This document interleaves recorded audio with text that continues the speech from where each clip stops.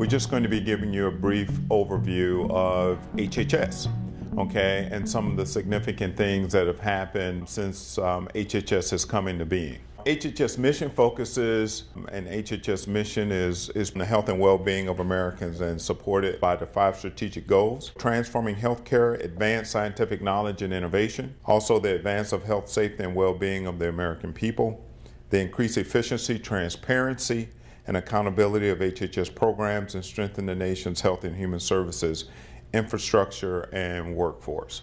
Our Secretary Sebelius, she's the 21st secretary for the department and was officially appointed in April of 2009. One of the things that she says is our goal for all Americans is to live healthier, more prosperous, and more productive lives. Here at HHS, our components are called operating divisions. You'll hear the term optive, okay? Our supporting organizations are all under the Office of the Secretary, and they are called stafftives, okay, or staffing divisions. You will hear that term as well.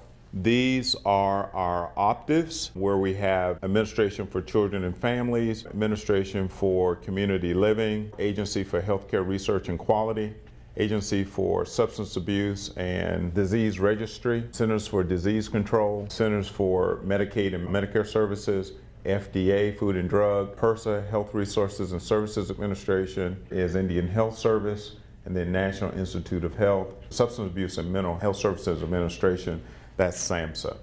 Okay, these are our operating divisions. Here are our staffing divisions. Most of the time you will hear people refer to them not in its entire name, but by its acronym.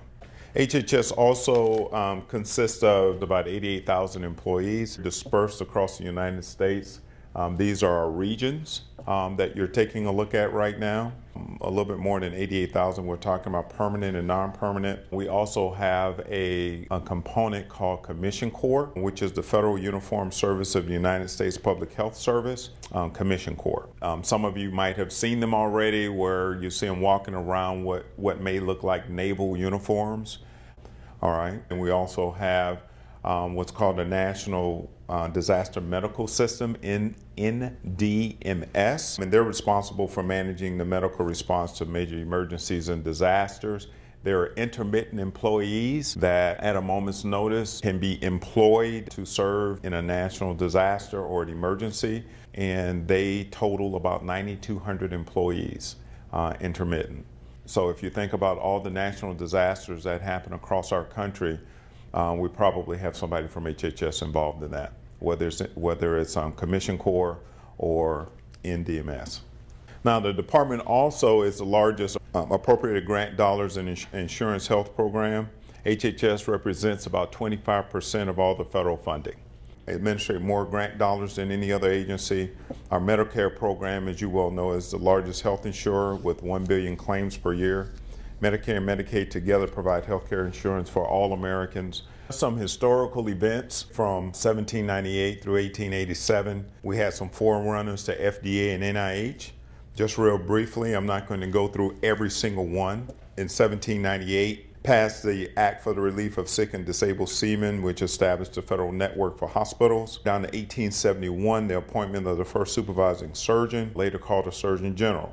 And then in 1887, the federal government opened a one-room lab on Staten Island for research on disease, thereby planting the seed that was to grow into the National Institute of Health. Also, we had some historical events from 1902 to 1930, the conversion of the Marine Hospital Service into Public Health and Marine Hospital Service. In 1912, the name was shortened to the Public Health Service. Congress in 1906 also passed the Pure Food and Drug Act. In 1921, the Bureau of Indian Affairs Health Division was created, which is the forerunner to Indian Health Service. And then the creation of the National Institute of Health out of the Public Health Service Hygienic Laboratory. We had a lot of things happening between 1935 and 1946, which was the Social Security Act was passed, and the passage of the Federal Food, Drug, and Cosmetic Act. Also, the Federal Security Agency was created, which brought together related federal activities in the fields of health, education, and social insurance. And then the CDC was established as a forerunner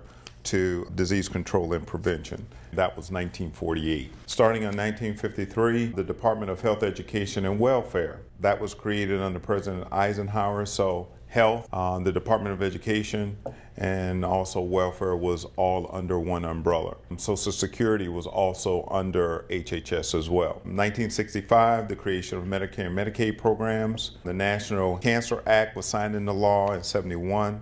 Child Support Enforcement Program became established in 75. In 77, the Financing Administration was changed to Medicare and Medicaid separately from Social Security Administration. And in 80, HUE became the Department of Health and Human Services. And in 1981, Identification of AIDS. And then 84, the National Organ Transplantation Act was signed into law. From 1980 to 96, the passage of the Nutrition Labeling Education Act, the NOM project established. Also, the Social Security Administration became an independent agency. From 1997 to about 2002, and in 2001, we had Medicaid and Medicare and Medicaid is created. And then the Office of Public Emergency Preparedness, Public Health Emergency Preparedness was created to coordinate the efforts against bioterrorism and other emergency health threats. Just some recent things that, as you well know, has happened. The enactment of the Medicare Prescription Drug Improvement Program, Medicare Part D in 2006. The Affordable Care Act was signed in 2010. For the future, the Vision of Healthy People in 2020 is a 10-year national objective for improving the health of all Americans. So those are just some of the highlights, our history across the decades. We just concentrate on the health and well-being of the country.